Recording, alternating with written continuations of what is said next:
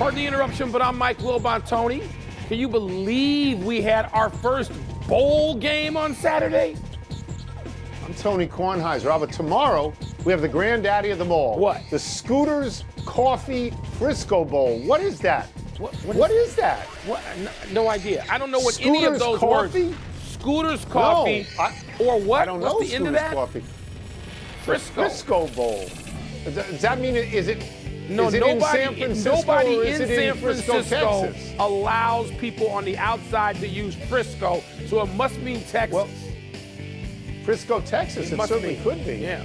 I'm all in on that. When is it again? Welcome to PTI, boys and girls. In today's episode, the Eagles fly, Patrick Mahomes and Geno Smith get hobbled, and Ashton Genty thought he deserved the Heisman. But we begin today with yesterday's thoroughly entertaining game between Buffalo and Detroit, which the Bills won in Detroit 48-42.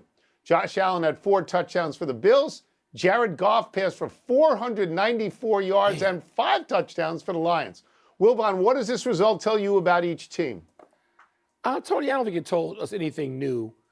We know that Josh Allen, if you didn't already know, he's leading the chase for MVP. He's in first place for MVP, with apologies to Saquon Barkley, who's having this great season. It still could be a historic season.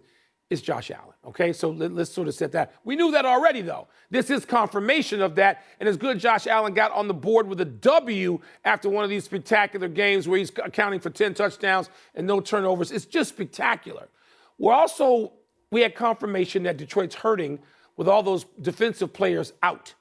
And now they're going to get a star running back. I know it's a tandem, it's a tag team at running back for them. But Montgomery, and I'm familiar with him because he's a former Bear, he's hurt, and that hurts them. And the Lions have to get people back, and they slip down to number 2 in the WPI. And the Eagles are 1. We'll get to the Eagles later. But Detroit, I feel bad for because the injuries hurt. And their coach cost them the game. He's earned it. I'm not angry. I'm not going to go screaming and hollering. He's earned the right.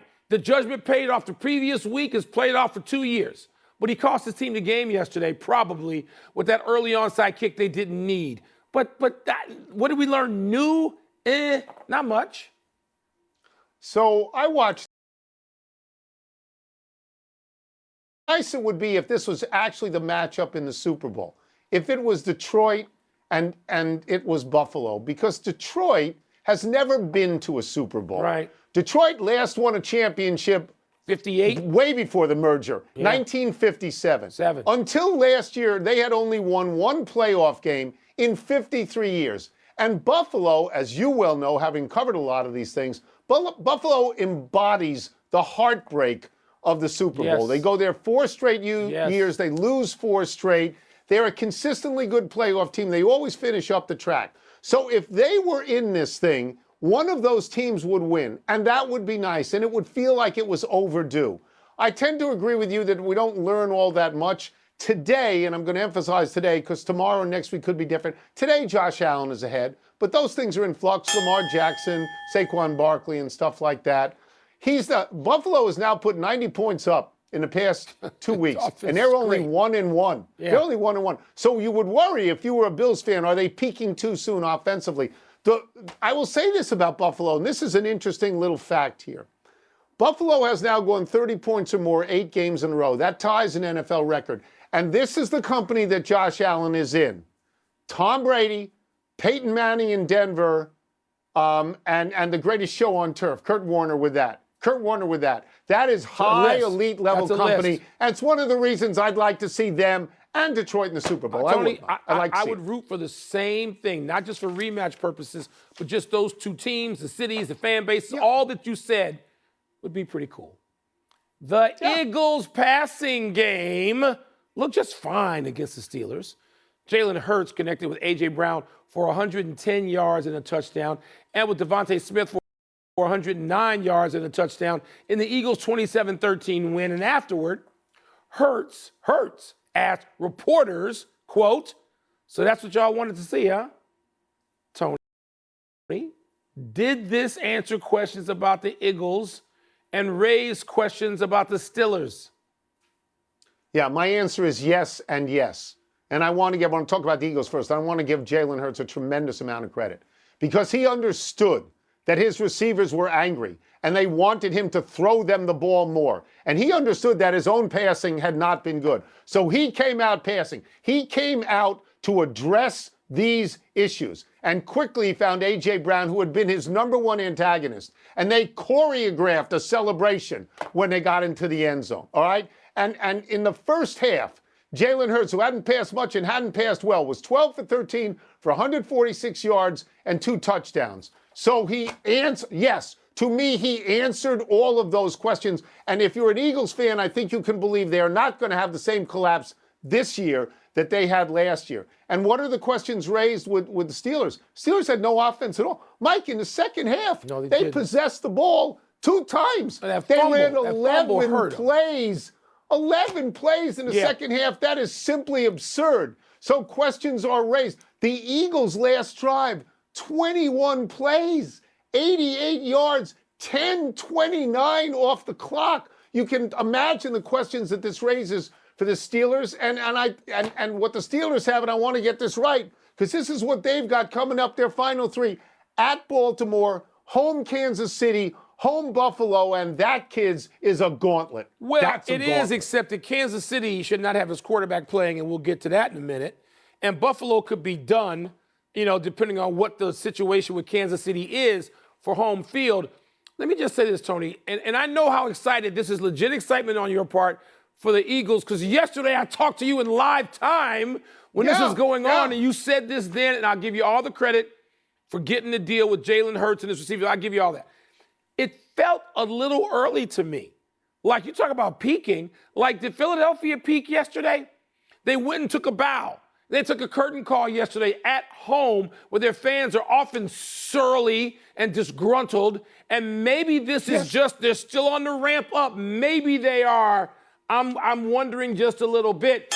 I'm more impressed with the Eagles' defense and what they did to the Steelers yesterday. And you know what, Tony? I don't think I learned that much about the Steelers. The Steelers were on the road. They're at Philadelphia. If the Eagles aren't motivated to beat their cross-state semi-rival in that matchup, then something's wrong with them. It was a wonderful game to watch for 3 quarters, except that fumble doomed the Steelers, Najee Harris. It doomed them because they were going down for what should have been a tying score. The Steelers need to get George Pickens back. Yes. They only had 163 total yards. That's their lowest amount since 2010. So those are the questions that come up. But I don't think the Eagles have peaked. I don't. I thought it was a big game for them. Let's move on. 2 important quarterbacks got hurt yesterday. Patrick Mahomes suffered an ankle sprain in the 4th quarter. Did not return to Kansas City's comfortable win over Cleveland. Geno Smith injured his knee in Seattle's 30-13 home loss, a drubbing to the Packers. There's no definitive prognosis on either quarterback, but Wilbon, where do these injuries leave each team? Because you alluded to this when we talked in the last segment. Well, let's talk about the champ. Let's talk about the 3-time champ right now. Back-to-back. Okay. Patrick Mahomes, have a seat. Don't want to hear from you. I will take your helmet. I will take the keys to your locker. You are sitting down. And we all know how tough Patrick Mahomes is. He doesn't like to sit, and he doesn't sit. And there are plays where he gets injured, and you say, oh, my God, he's in the blue tent. And all of a sudden, he's trotting back out there saying to Carson Wentz or whomever, get the hell out of here. It reminds me of, our dear friend Joe Theismann, who would say all the time, you don't let people take your snaps. You don't let that happen when you're the starter and you're on a great team. And Patrick Mahomes doesn't. But they play Saturday and Wednesday, and he would play neither time. He would suit up neither time if I coached, ran, or owned the Kansas City Chiefs. And with Geno Smith, it's too bad because they need a win. They need to win desperately, like in the next game, to just sort of stay even in that playoff chase. His situation's a little tougher. It's later in his career than early. You're not trying to save Geno Smith. I hope he can play, even though one of those games is against the Bears. But Patrick, have a seat. All right, let me get to Geno Smith first, because I sat here last week and I said that I thought the Rams would catch and pass Seattle. Seattle still has Minnesota, then at Bears, then at Rams. They've got to have Geno Smith. Sam Howell came in yesterday, was totally ineffective. He was 5 for 14 for 24 yards. He had 1 pick and he was sacked 4 times. So Geno Smith is essential to them, and Patrick Mahomes is more essential to the Chiefs. And the Chiefs have a great defense, Mike. We talk about Buffalo scoring a lot of points. Kansas City has not allowed as many as 30 points in their last 35 games. But Patrick Mahomes, whether he's the MVP or not, he is the best football player on the planet, and I don't think you can get by without him. I agree with you in the Saturday game against Houston, which has the second most sacks in the NFL. I'd hold him out, but I'm not sure I would hold him out at Pittsburgh. And I'm going to tell you this, Mike, because those are losable games. They could go to 13-3, and I expect Buffalo to be 13-3 then. And Buffalo beat them head-to-head. And that might cost them home field. So I think, it's shaky. But we've already seen them win in Buffalo. The second game. They could beat Buffalo in the playoffs. Oh, wait, they did it already. So they don't need home field, even though it's a great home field advantage. And they beat Baltimore at Baltimore. Yes. But things change in a year. Yeah. Things change in a year. You can't be sure. Let's take a break. Coming up, Ashton Jeanty right that he should have walked away with the Heisman Trophy. And is it fair to blame Jonathan Taylor in that boneheaded goal line fumble for the Colts loss to the Broncos? Oh, Jonathan Taylor, good player. Here we go.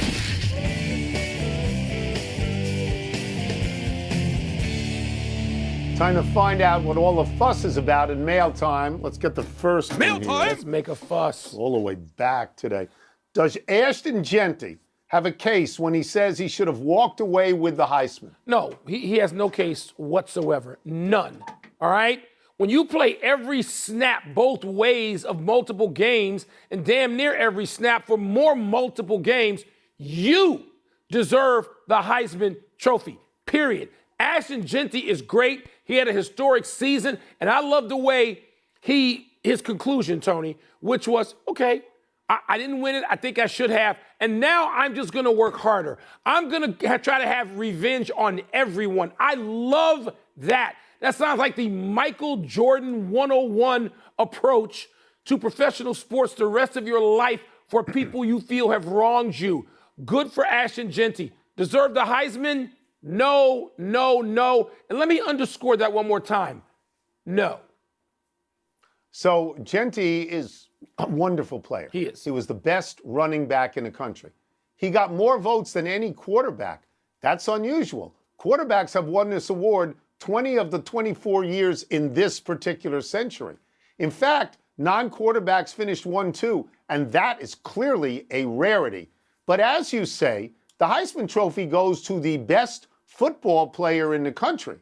And the other guy, Travis Hunter, is the best football player in the country. He plays the whole game. He plays on both sides. I didn't see Jeanty play linebacker or anything like that. Mike, I believe that this vote is the legacy of Shohei Ohtani, who showed people the more things you can do, the more valuable you are. And also, I think it's the legacy of Travis Hunter making the Heisman pose like every time the camera was on him in the last 3 weeks. And I'm not trying to denigrate Jeanty in any way, right? Because he had a great year. He did. But the other guy's a better football player at the moment, right? Yes, and it's also the legacy of Deion Sanders, who did this 30-plus years ago, 35 years ago. Not as much.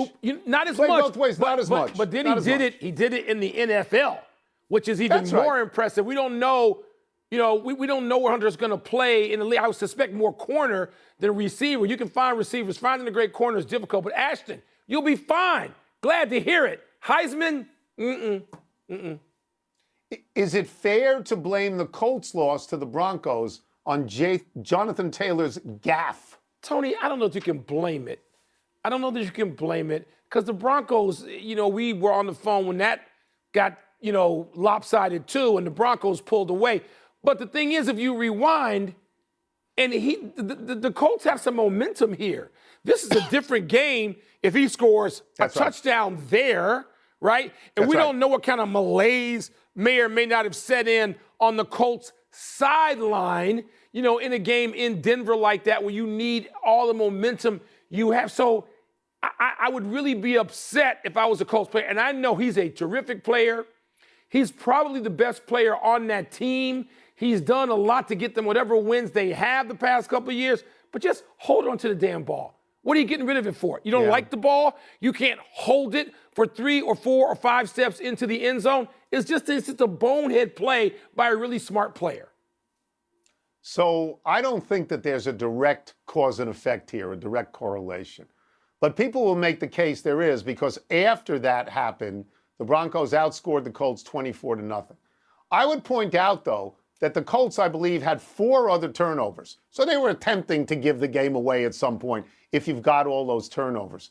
And it's not an excusable play. It's particularly not excusable from a Pro Bowler and a veteran who has said afterwards, can't do that. Right. Said it of himself. Right. I can't do total that. Credit This gives for me that. gives me a few seconds to talk about Sean Payton.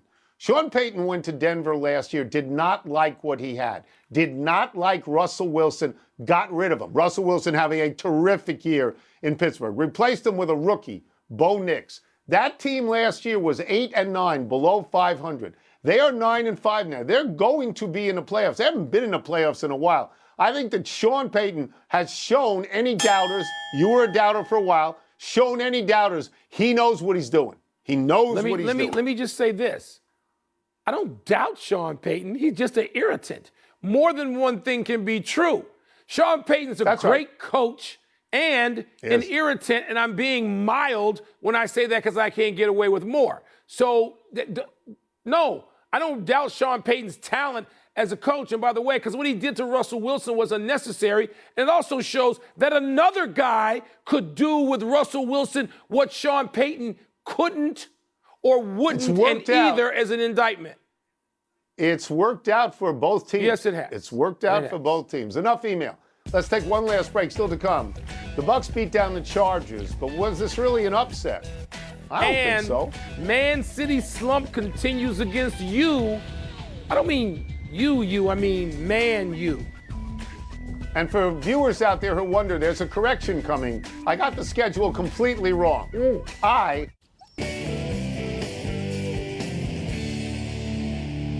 Happy time, people. Happy belated 80th birthday, Jim Leyland.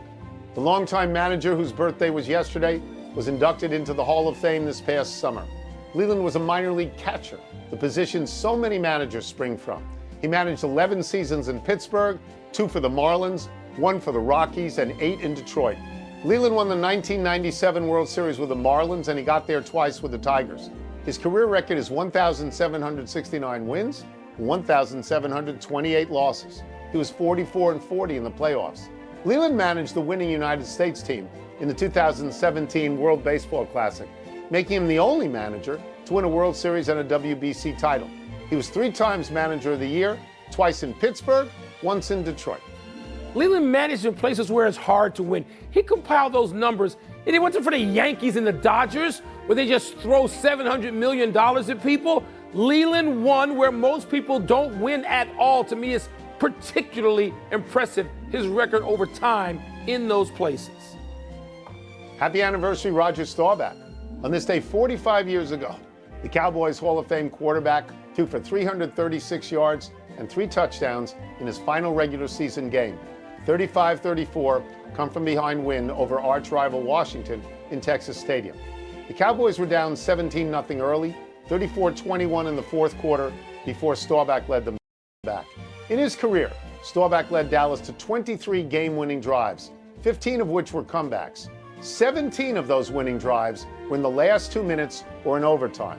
Staubach won the Heisman in 1963 out of Navy, and this past Saturday, Navy got 4 touchdowns and 311 yards of offense from quarterback Blake Horvath to upset Army 31-13 in a really good game. Let me go back to the anniversary. Roger Staubach beating the Washington team, which I loved the Cowboys that day because Roger Staubach coming back to win that game with a pass to either Drew Pearson or Thrill Hill, who ran up into the tunnel. It got the Chicago Bears and Walter Payton into the playoffs, which was a real rarity then like it is now. I remember every snap, it seems, of that game. John Riggins in that game, lots of Hall of Famers in that game. Happy trails to another game for the Chargers. Jim Harbaugh's team lost for the 3rd time in its last 4 games, but this was the first time the Bolts got blowed out. Baker Mayfield threw for 4 touchdowns, and the Bucs offense finished with 506 yards in a 40-17 romp in L.A. We've talked about the Chargers a lot this season. Maybe it's time to start talking about the Bucs. They've won 4 straight by a combined score of 124-60. They're now 8-6 and in first place in the NFC South. and they've now got wins this season over the Chargers, Commanders, Lions, and Eagles, all playoff teams. You're right, Tony. We haven't made much of the Tampa Bay, and maybe it's time. One correction. Let's get the correction on the prompter so I don't get it wrong again. The Steelers' remaining schedule is Baltimore, Kansas City, and Cincinnati. Not Buffalo, my bad, but still a gauntlet. And one omission, the 49ers suspended linebacker Devondre Campbell 3 games for refusing to enter last Thursday's loss to the Rams. Let's go to the big finish as quick as we can. The Bucks beat the Hawks, and the Thunder beat the Rockets in the Emirates Cup semis. Your thoughts? The Bucks seem to be where we thought they were going to be now. They have righted the ship, as we say. Justin Tucker went 5 for 5 on extra points, didn't attempt a field goal. Ravens beat the Giants. All fixed? No. I It's agree. field goals. It's not extra points. Yeah. Man City lost to Man U. Cause for concern? Yeah, City's lost 8 of 11, and Pep says, I'm not good enough. Big stuff. Mavs, Dubs combined for an NBA record 48 threes in a Dallas win. You don't love this, do you?